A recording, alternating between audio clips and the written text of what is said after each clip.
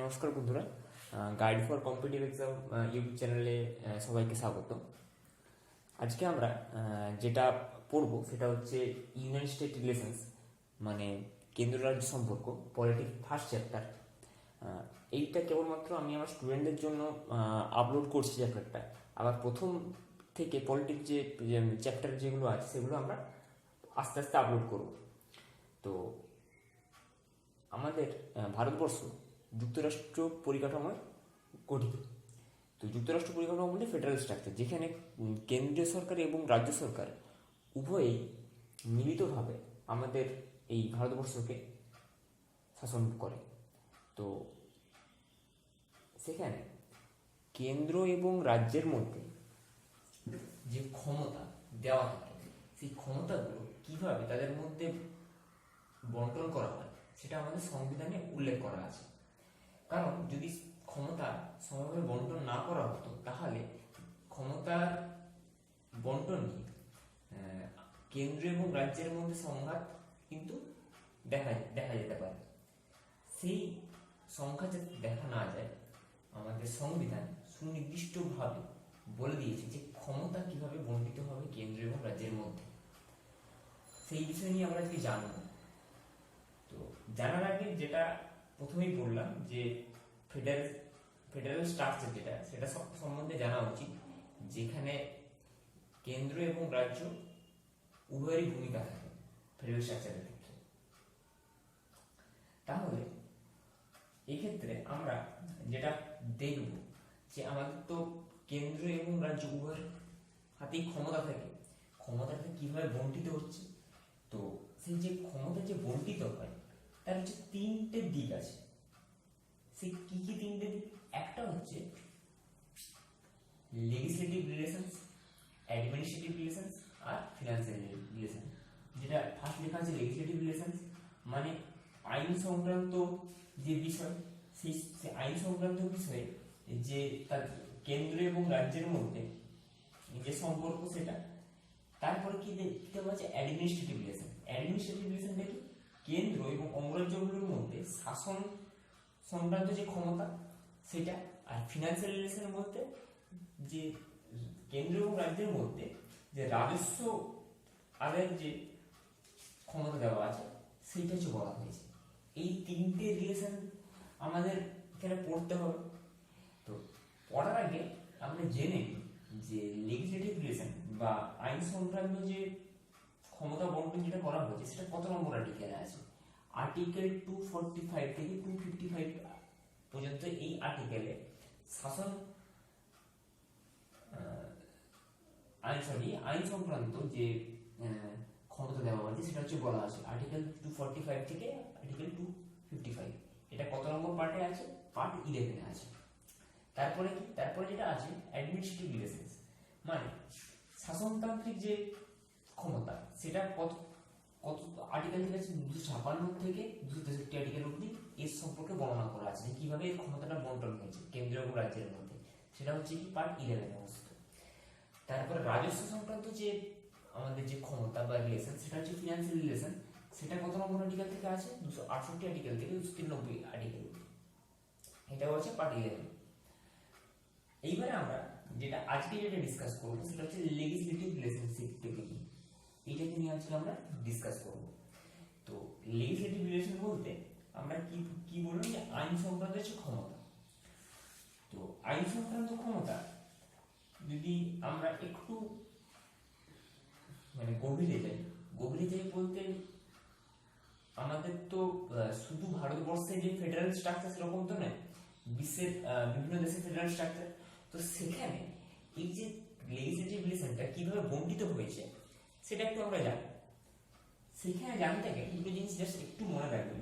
সেখানে দুটো পদ্ধতিকে ব্যবহার করা হয়েছে যে আমাদের ওই আইন সংক্রান্ত যে ক্ষমতাটাকে যে বন্টিত করে, দুটো পদ্ধতি ব্যবহার করা হয়েছে। কি পদ্ধতি?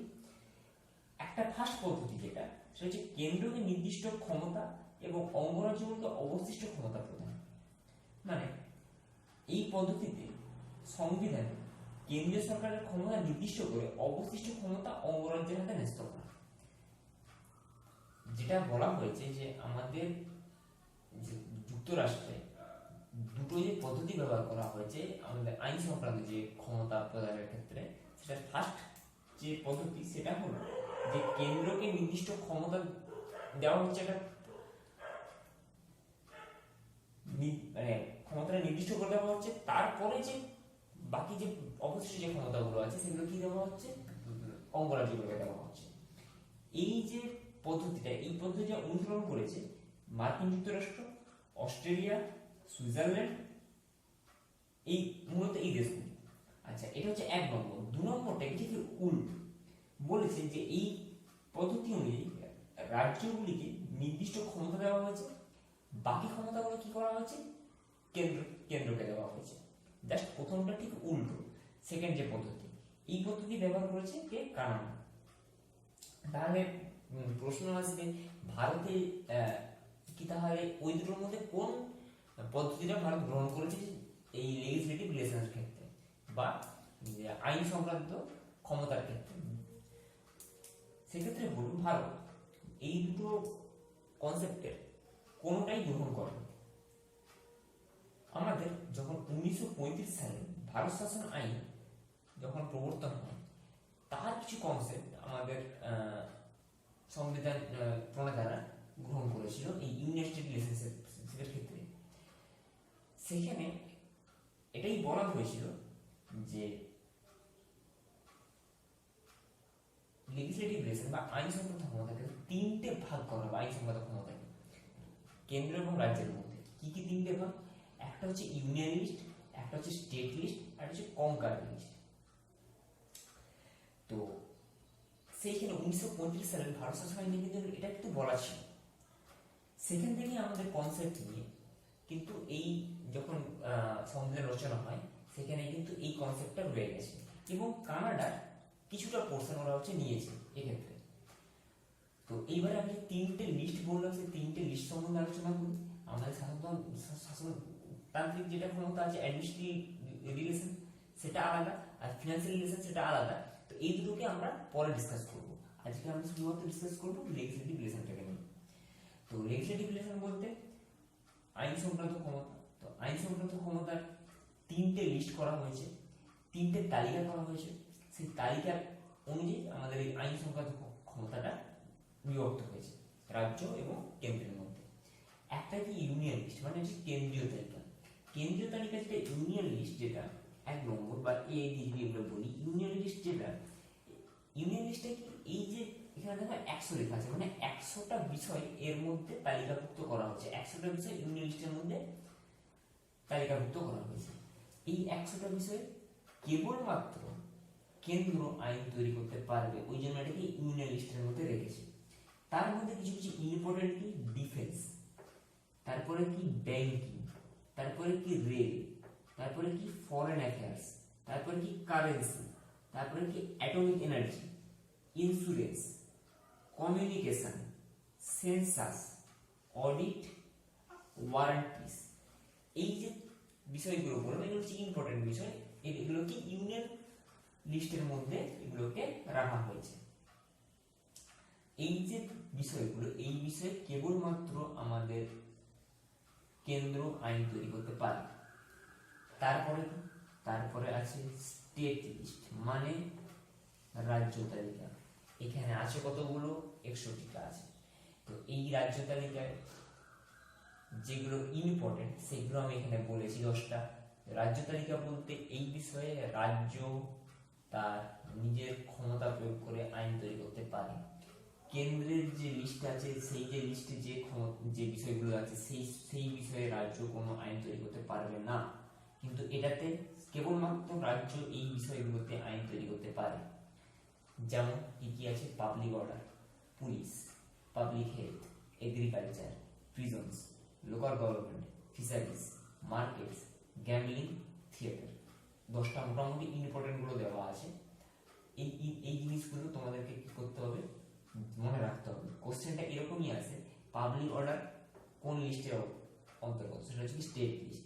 তারপর হচ্ছে কি police, public health, agriculture, prisons, local government, fisheries, markets, gambling, theatre. ঠিক আছে, এইবারে যাচ্ছি কনকারেন্ট লিস্ট। কনকারেন্ট লিস্ট বলতে যুগ্ম তালিকা, যেখানে কি 52টা বিষয় স্থান পেয়েছে। যুগ্ম তালিকাতে স্টেটও আইন তৈরি করতে পারে এবং কেন্দ্রীয় আইন তৈরি করতে পারে। তো সেক্ষেত্রে যেটা বলা যে কোনো বিষয়ে একটা আইন তৈরিতে কেন্দ্রের সঙ্গে রাজ্যের সংঘাত হলো, সেক্ষেত্রে কিন্তু কেন্দ্রের আইনটি বলবৎ হবে এবং অসঙ্গতিপূর্ণ রাজ্যের যে আইন সেটা হচ্ছে বাতিল হবে।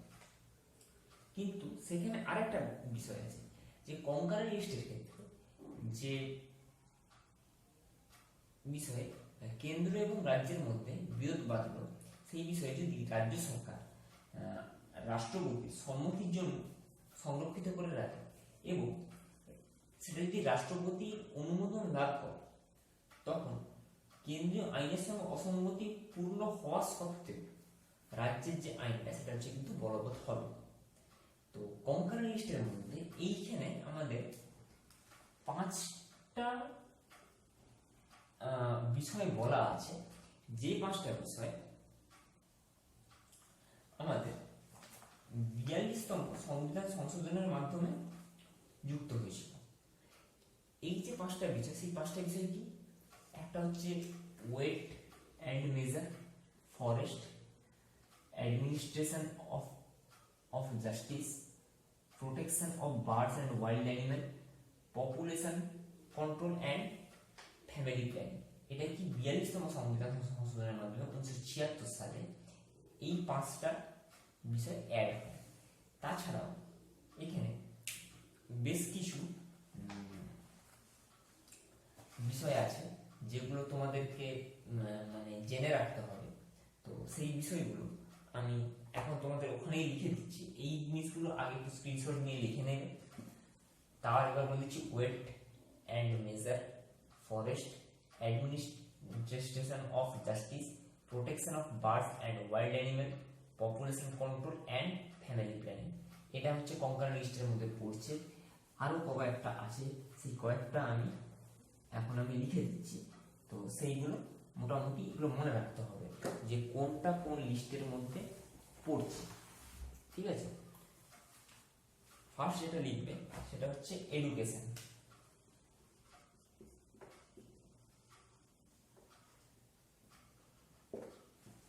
ঠিক আছে? সেকেন্ড যেটা লিখবে সেটা হচ্ছে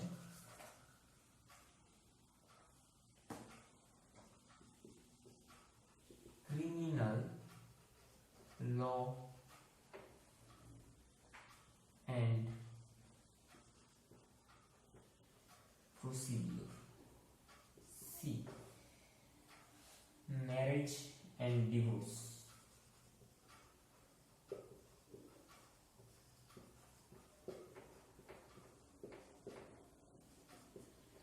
তারপরে যেটা লিখবে ইলেকট্রিসিটি,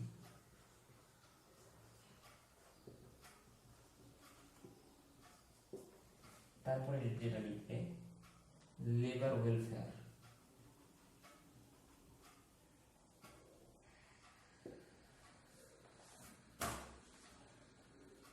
তারপরে ইকোনমিক অ্যান্ড সোশ্যাল প্ল্যানিং,